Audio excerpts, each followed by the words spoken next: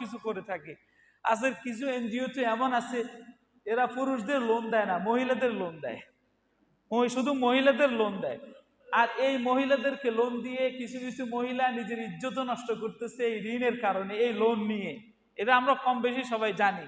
এদের এদের থেকে গলায় পাড়া দিয়ে, এদের ঘর বিক্রি করে, জায়গা বিক্রি করে, এই লোন কড়ায় গন্ডায় সুদ যা বাড়ছে, 50,000 নেওয়ার পরে এটা 2 লাখে হয়েছে।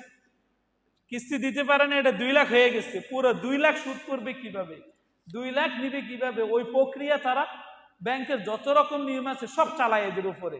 কিন্তু হাজার হাজার কোটি টাকা যারা লোন নিয়েছে এদের উপরে এই প্রক্রিয়াটা চিন্তাও করে না।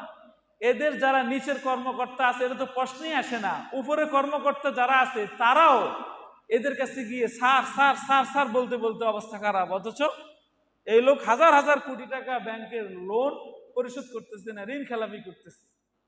ইসলাম নাম দিয়ে